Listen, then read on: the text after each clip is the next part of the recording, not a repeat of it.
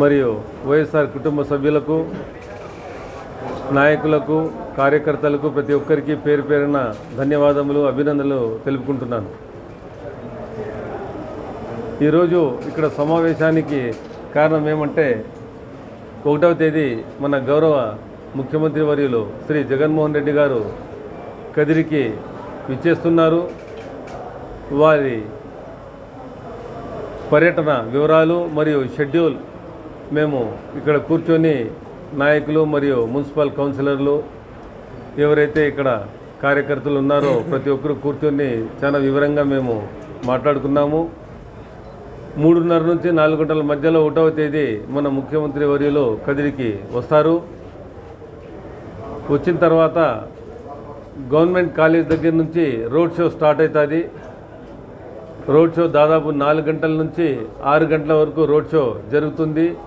ఆ మధ్యలో వీలైతే ముఖ్యమంత్రి వర్యులు ఎక్కడో ఒక చోట, అది వేమారెడ్డి సర్కిల్ కావచ్చు, లేదంటే ఇందిరాగాంధీ సర్కిల్ కావచ్చు, ఎక్కడో ఒక చోటు నుంచి తప్పకుండా ప్రజలను ఉద్దేశించి వారు మాట్లాడతారు.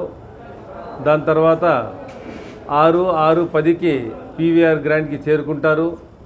అక్కడ ఇఫ్తార్ విందు అరేంజ్ చేయడం జరిగింది. అక్కడ ముఖ్యమంత్రి వర్యులు మగ్రిబ్ నమాజ్ పాటించి 7:30కు తిరిగి ప్రయాణం స్టార్ట్ చేస్తారు.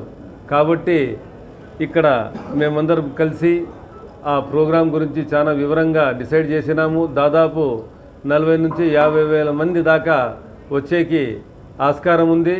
అంతమందిని ఎలా మేము నిలువరించాలా, ఎక్కడి నుంచి మేము వారికి అకామిడేషన్ ఎట్లా చేయాలని దానిపైన చర్చించడం జరిగింది.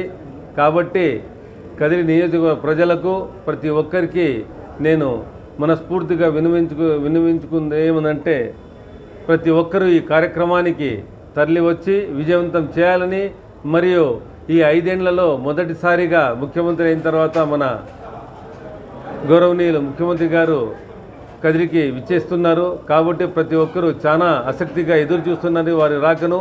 కాబట్టి తప్పకుండా అందరూ వచ్చి ఈ ప్రోగ్రాంని విజయవంతం చేయాలని ప్రతి ఒక్కరికి నేను కోరుకుంటున్నాను. అదేగాక నిన్న తెలుగుదేశం వారు ఏదేదో మాట్లాడినారు మీటింగ్లో. ఏదో నేను బయట నుంచి వచ్చిన వ్యక్తి, బెంగళూరు నుండి వచ్చిన వ్యక్తి, శాంతమ్మ ఎక్కడి నుంచే వచ్చిన వ్యక్తి, మేమంతా ఇంపోర్టెడ్ వ్యక్తులు, లోకల్ కాదు అని. నేను మళ్ళీ చెప్పదలుచుకున్నది ఏముందంటే, నేను కదిరిలో పుట్టి, కదిరిలో పెరిగినాను, కదిరిలో చదివినాను. ఎవరైతే ఈడ కంటెస్ట్ చేస్తున్నారో ఆపోజిట్ పార్టీ వాళ్ళు, ఇక్కడ పుట్టలేదు, పెరగలేదు, చదవలేదు. నేను ఇక్కడ పుట్టినాను, పెరిగినాను, చదువుకున్నాను, ఈ కాంపౌండ్లలో ఆడుకున్నాను. ఎక్కడ పోయినా ప్రతి ఒక్కరూ నాకు మాట్లాడతారు. నాయకునని, వైఎస్ఆర్సీపీ పార్టీ అభ్యర్థిని అని కాదు. నేను ఇక్కడ పుట్టి పెరిగినాను, ప్రతి ఒక్కరికి తెలుసు కాబట్టి నాకు మాట్లాడతారు. కాబట్టి మాట్లాడే ముందు మాటలు జాగ్రత్తగా వాడాలని, ఎక్కడ నోరు జారకూడదని ప్రతి ఒక్కరికి నేను హెచ్చరిస్తున్నాను ఈ సందర్భంగా.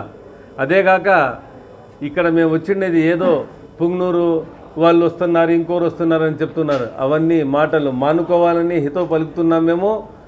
కాబట్టి అందరికీ ఈరోజు చెప్పదలుచుకున్నది ఏమంటే, నేను అనే మనిషి ఇక్కడ నేను నేటివ్ని, ఇక్కడ నేను పుట్టినాను, పెరిగినాను. కాబట్టి ఇక్కడ ప్రజలు నన్ను తప్పకుండా ఆదరిస్తారు.